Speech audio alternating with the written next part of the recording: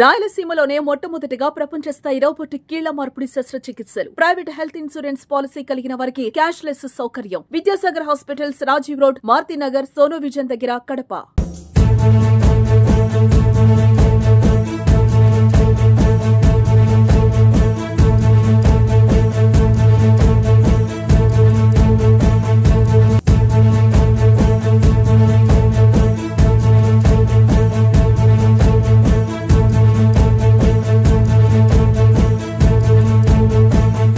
ప్రస్తుతం మనం కడప రిమ్స్లో ఉన్నాము. ఇదేంటి ఇతను మాస్క్ పెట్టుకొని రిపోర్టింగ్ చేస్తున్నాడు, ఇదేమన్నా కరోనా కాలమా అని మీరు అనుకోవచ్చు. ఎస్, మళ్ళీ మాస్క్ పెట్టుకునే సమయం వచ్చింది. చిన్నగా కరోనా కేసులు వ్యాప్తి చెందుతున్నాయి. కడప రిమ్స్ ఆసుపత్రిలో 2 పాజిటివ్ కేసులు వచ్చాయన్న సమాచారంతో సుమన్ టీవీ ఇక్కడికి వచ్చింది. ప్రస్తుతం ఈ ఐసోలేటెడ్ వార్డులోనే ఉన్నాం. కోవిడ్-19 కోసం ఏర్పాటు చేసినటువంటి ఐసోలేటెడ్ వార్డు ఇది. 10 బెడ్స్ను ఇప్పటికే వాళ్ళు ఏర్పాటు చేసి ఉన్నారు. కేసులు వచ్చే నేపథ్యంలో వాళ్ళకు టెస్ట్ చేసి కరోనా పాజిటివ్ అయితే ఇక్కడ వారికి చికిత్స అందించడం కోసం చేసినటువంటి అరేంజ్మెంట్స్ ఇవన్నీ. అయితే నంద్యాల జిల్లా చాగర్మదికి చెందినటువంటి ఒకరికి కరోనా వచ్చింది అన్న నేపథ్యంలో ఇక్కడ ప్రచారం జరగడంతో సుమన్ టీవీ ఇక్కడికి వచ్చి తెలుసుకునే ప్రయత్నం చేస్తుంది. అయితే ఇక్కడ ఆసుపత్రి వర్గాల నుంచే 2 వాదనలు వినిపిస్తూ ఉన్నాయి. ఆమె నిమోనియాతో బాధపడుతూ ఉంది.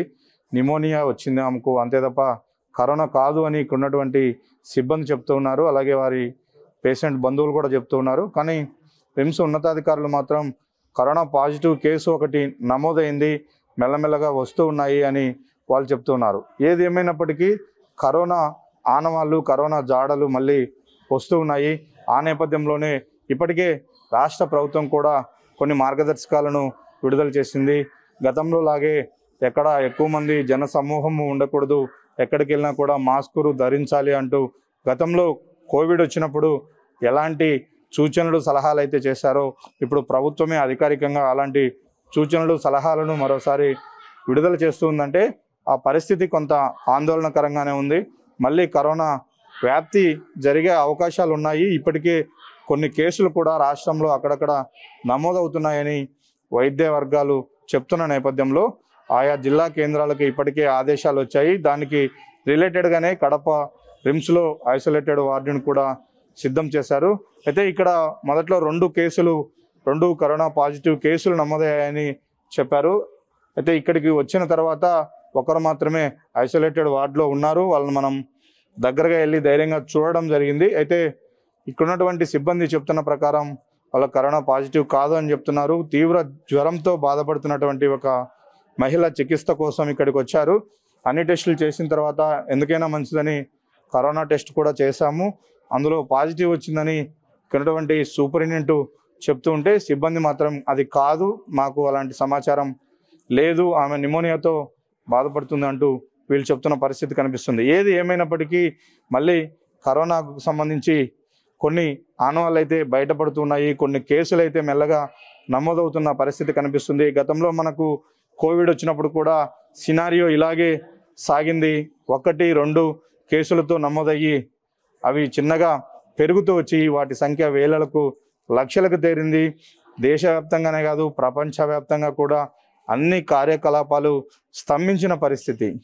లాక్డౌన్ ప్రకటించి అందరూ కూడా ఇళ్లకే పరిమితమైనటువంటి పరిస్థితి. 2 ఏళ్ల పాటు జరిగినటువంటి ఈ విపత్కర పరిస్థితిని ప్రపంచమంతా కూడా ధైర్యంగా ఎదుర్కోగలిగింది. దాని నుంచి అప్పుడు కలిగినటువంటి నష్టాల నుంచి ఇప్పుడిప్పుడే తేరుకుంటున్న తరుణంలో మళ్ళీ కరోనా వస్తుంది అన్న ప్రచారాల నేపథ్యంలో, వస్తుంది అన్న సంకేతాల నేపథ్యంలో అందరూ కూడా అలర్ట్ అవుతున్నారు. మళ్ళీ కొంతమంది భయాందోళనకు గురవుతున్నటువంటి పరిస్థితులు కనిపిస్తున్నాయి. ఎస్పెషల్లీ మనం కడప విషయానికి వస్తే కడపలో మరో 2-3 రోజుల్లో ఒక పెద్ద ఈవెంట్ జరగబోతుంది. టీడీపీ మహానాడును కడపలో ఘనంగా నిర్వహించడం కోసం ఒకవైపున చకచకా ఏర్పాట్లు జరుగుతూ ఉన్నాయి. ఇప్పుడు రాష్ట్ర ప్రభుత్వం నుంచి వస్తున్నటువంటి కరోనా అలర్ట్స్ దీనిపైన కూడా కొంత అనుమానాలను రేకెత్తిస్తున్నాయి.